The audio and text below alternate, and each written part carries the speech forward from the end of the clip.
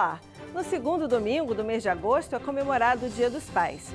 Neste programa, acompanhe uma decisão que fala sobre ser pai. Ser companheiro, estar junto, compartilhar dores e alegrias, dar conforto e segurança. E tem mais, não sai daí. TRF1 garante afastamento remunerado equivalente à licença maternidade a servidor que perdeu esposa 3 dias após o parto do filho. Mutirão Pop Rua Ajude leva a justiça para mais perto do cidadão. Começa agora. Vem comigo.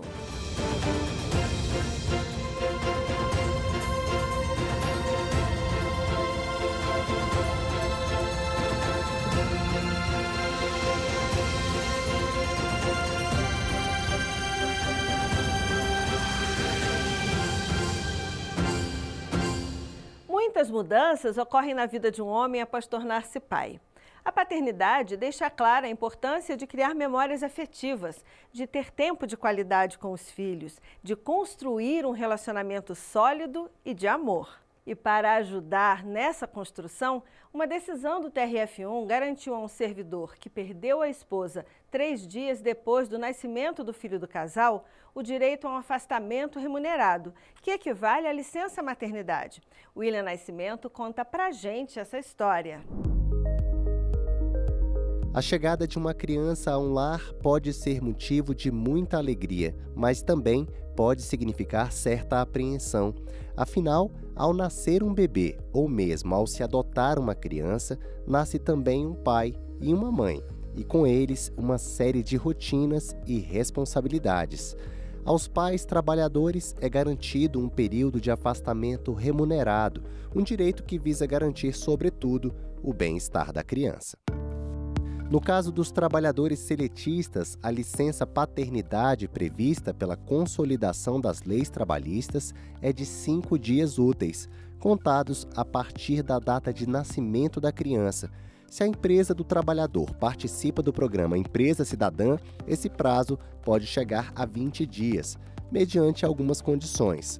Ao pedir o afastamento, o pai não pode exercer nenhuma atividade remunerada durante o período de licença.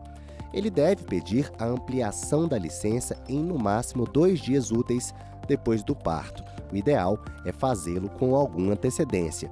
Por fim, o pai deve participar de algum programa ou atividade de paternidade responsável, normalmente oferecidos por hospitais, associações e sindicatos.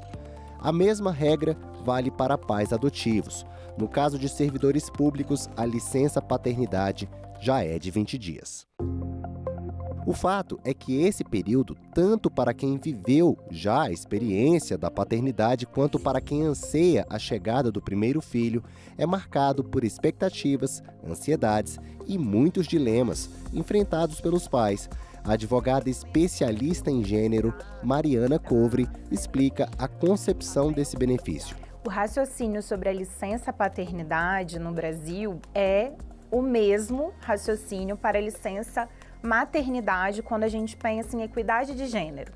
Hoje em dia a gente tem que perguntar qual é o significado, a concepção do ser pai, né? E trazer um olhar que não é um privilégio, mas é um direito de se ser pai e ter uma licença, um período de afastamento com garantia remuneratória para cuidar daquela criança.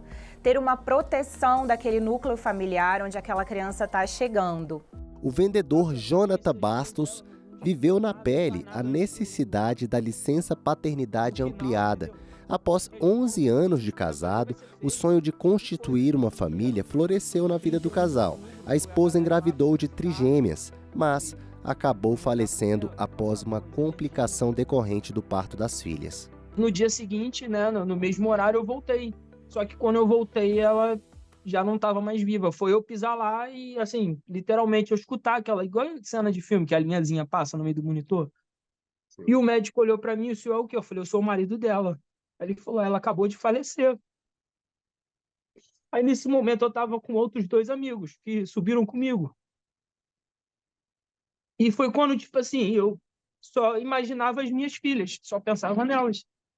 O que eu vou fazer sozinho, né, sem a mãe e a figura materna dela, né, não ia estar lá para poder me ajudar a criar, me ajudar a cuidar, me ajudar E eu só pensava nisso, das minhas filhas.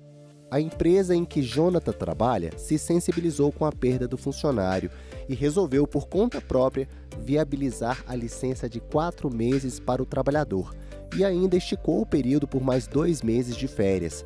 O fato é que a situação de Jonathan é algo muito excepcional, assim como foi a postura do empresário à época. Algumas decisões nesse sentido acabam chegando para análise da Justiça Federal. Na mais recente, um servidor que perdeu a esposa apenas 3 dias após o nascimento do filho conseguiu, por meio de uma decisão do TRF da Primeira Região, a obtenção da licença maternidade. A União sustentava a falta de previsão legal para a concessão do benefício, mas o juiz federal Fausto Mendanha Gonzaga observou que a referida licença prevista na Constituição Federal se destina a proteger a saúde da criança, de modo a proporcionar um período de convivência familiar necessário ao desenvolvimento de vínculos afetivos. O entendimento da Justiça, nesse caso, vai ao encontro do que defendeu a psicanalista Sofia Guerra na audiência pública do Senado para a ampliação da licença paternidade. Buscamos pais presentes na vida de seus filhos, reconhecidos por eles, assim como filhos reconhecidos por seus pais.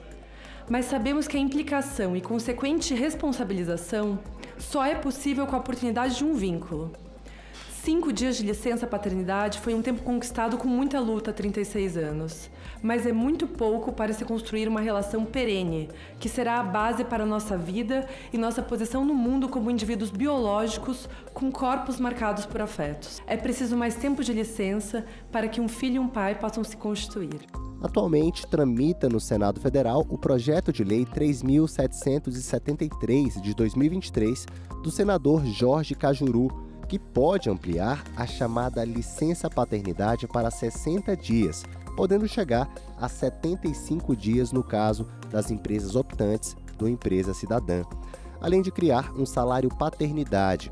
O texto foi aprovado pela Comissão de Direitos Humanos e segue agora para a Comissão de Constituição e Justiça.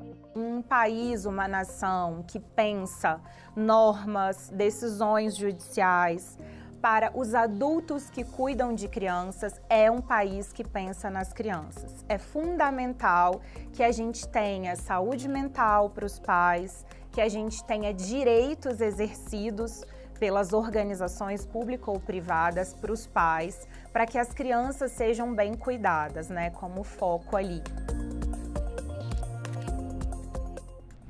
Pessoas mais vulneráveis, como as que estão em situação de rua, tendem a enfrentar mais dificuldades na hora de acessar serviços públicos. O projeto Pop Rua Ajude vem justamente para cobrir essa lacuna, disponibilizando diversos tipos de atendimento a essas pessoas, a fim de mudar essa realidade. E a Primeira Região da Justiça Federal tem se esforçado para realizar diversos mutirões de serviço.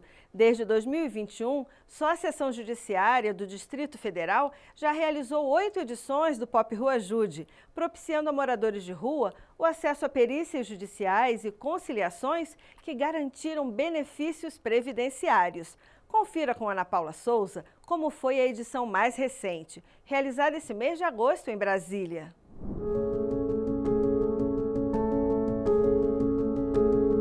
Pessoas que parecem invisíveis. Têm o céu como abrigo e o chão como lugar de repouso. Quase nenhuma perspectiva de direitos ou garantias. Seria possível mudar essa realidade? Eliabe Kennedy, de 49 anos, não acreditava nessa possibilidade até sair da 8ª edição do Pop Rua Ajude com um benefício previdenciário. Estava meio descrente, mas depois que cheguei aqui, fui acompanhando, o pessoal foi orientando, aí eu fui ficando otimista e deu tudo certo para mim. Estava em possibilidade de trabalho por conta da dificuldade que eu tenho, dependência química, né? E eles conseguiram me aposentar. É um direito de toda pessoa que tem vulnerabilidade social receber um benefício de prestação continuada, tá? Essas pessoas começam a receber esse benefício a partir de hoje. Para isso foi feito perícias, né? Laudo socioeconômico, que é de acordo com a situação de vulnerabilidade. Se essa situação, se já está na rua, já significa que está atestada a situação de vulnerabilidade social. Morador em situação de rua há 17 anos, também por dependência química, Ronaldo Furtado sonhava em conseguir um benefício para sair das ruas. Agora, seus planos serão realidade. Após passar por perícia e conciliação, saiu do mutirão Pop Rua Ajude com um benefício de prestação continuada, um BPC. O meu laudo é esquizofrenia, né? Esquizofrenia paranoica em cima de muita droga que eu usei, fiquei com sequelas, né?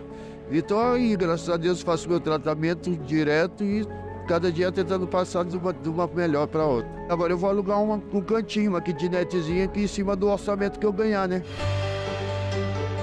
A cada edição do Pop Rua Ajude, mais histórias de concretização de direitos civis, previdenciários, trabalhistas e, acima de tudo, direitos humanos. Essa iniciativa, que é a 8ª iniciativa, é tornar visível o invisível, que é o nosso dever enquanto Estado e é direito de todos nós enquanto cidadãos. Nós temos o direito de sermos reconhecidos pelo Estado como pessoas, como seres humanos, sujeitos de direitos e deveres.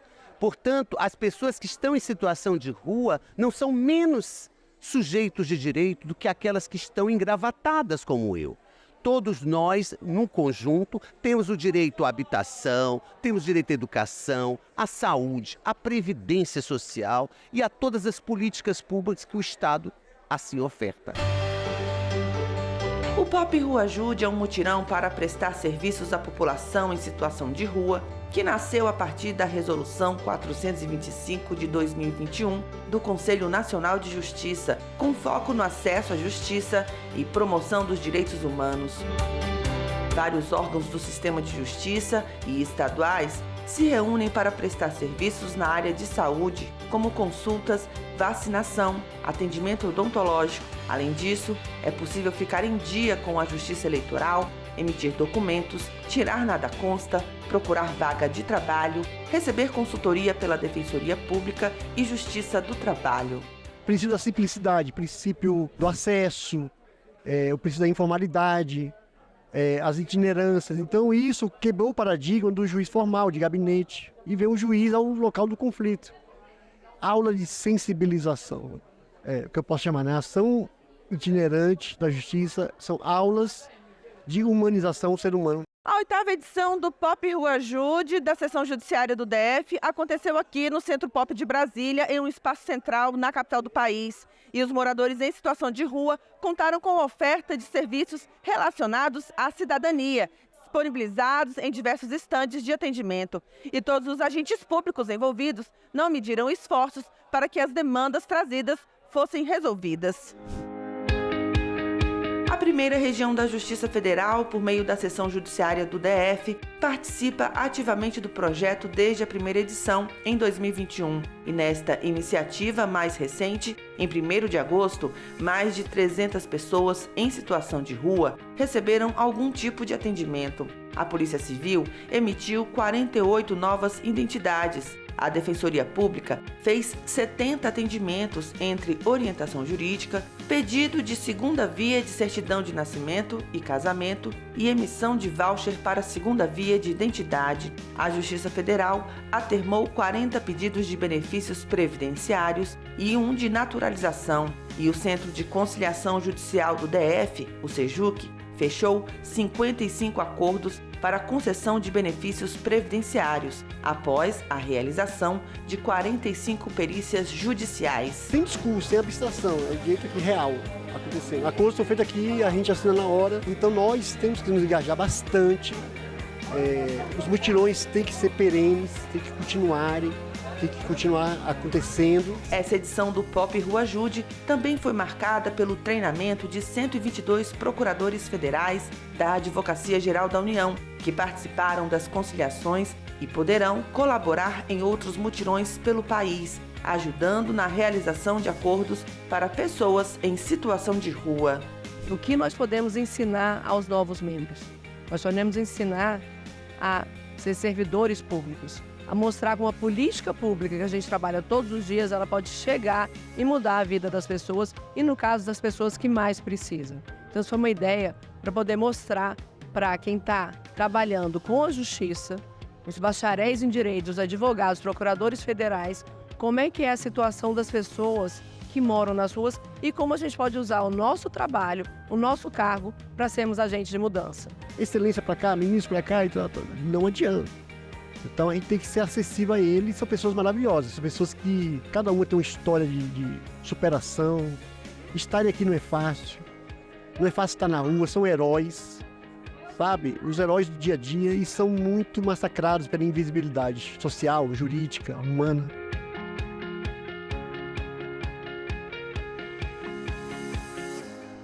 Esse foi o Inteiro Teor de hoje, com notícias sobre a Justiça Federal da Primeira Região. E nosso encontro fica marcado para a próxima semana. Enquanto isso, continue com a gente nas redes sociais, Facebook, YouTube e Instagram. E eu te espero. Tchau!